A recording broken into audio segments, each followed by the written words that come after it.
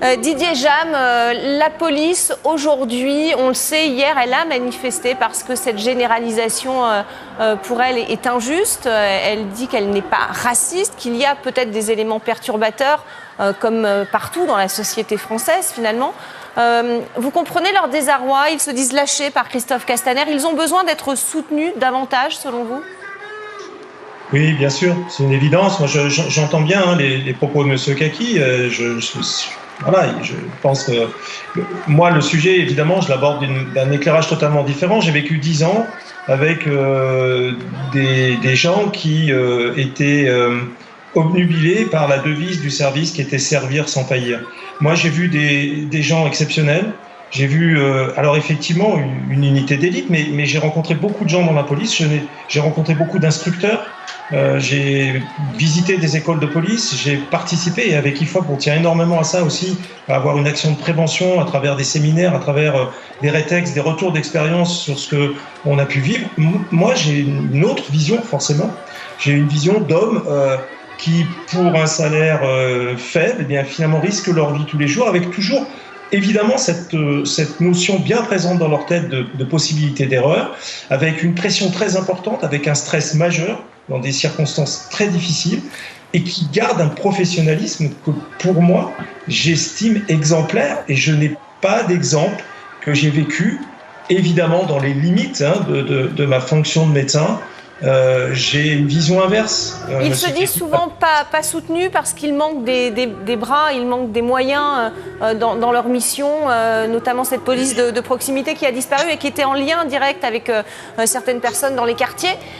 C'est ce manque de moyens aussi qui crée ce type de situation selon vous ?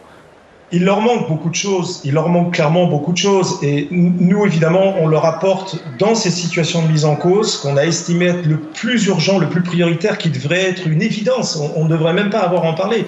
Il devrait, je ne comprends pas encore qu'il y ait finalement un policier qui accepte de faire du maintien de l'ordre dans la rue sans avoir ce produit d'assurance multirisque. Voilà, c'est comme si moi je faisais ma profession de médecin sans avoir une assurance professionnelle qui me couvre en cas de pépin.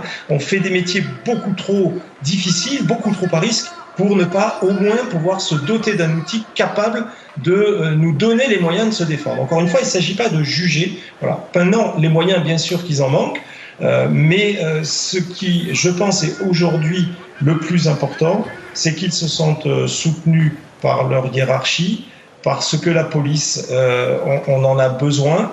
Et encore une fois, moi, j'ai une vision d'eux, effectivement assez admirative, comme eux d'ailleurs peuvent avoir une vision assez admirative de notre métier de médecin. Finalement, le parallélisme est assez fort entre les deux professions. On a tous les deux... Et les pompiers également, qui parfois sortent avec les policiers. Mais on est dans des métiers, je dirais, qui sont dans les fondements de notre société. Je ne pense pas qu'aujourd'hui on puisse concevoir une société moderne sans une police efficace, la plus respectueuse possible, sans des médecins les plus efficaces possibles. La crise sanitaire Covid l'a bien montré. Elle a remis en valeur toute la nécessité d'avoir un système de santé publique efficace, et évidemment les pompiers et d'autres. Parce qu'une société, une ville sans pompiers, l'histoire est pleine de villes qui se sont embrasées. Donc on est dans des métiers absolument institutionnels. Je pense malgré tout, même en étant très vigilant, et là je rejoins M. Kaki sur d'éventuels dérapages, et il faut les condamner, il faut les punir, mais il y a un autre métier qui est fondateur, c'est la justice. Elle est là pour ça, la justice. La problématique aujourd'hui, on le voit bien, et vous êtes bien sûr partie prenante, les médias là-dedans, c'est que finalement ce qui est nouveau, c'est que chacun a dans sa poche un téléphone portable, une vidéo qui va permettre finalement de diffuser de manière quasi instantanée et de manière virale des informations. Mais ces informations, ensuite, il faut les traiter, il faut les décanter. Merci beaucoup. Il faut le faire avec du recul, et il faut le faire avec le recul nécessaire que la justice, dont c'est le métier finalement. Voilà. Et on redonne à la justice sa position, et on permet aux fonctionnaires de police de se défendre, tout simplement.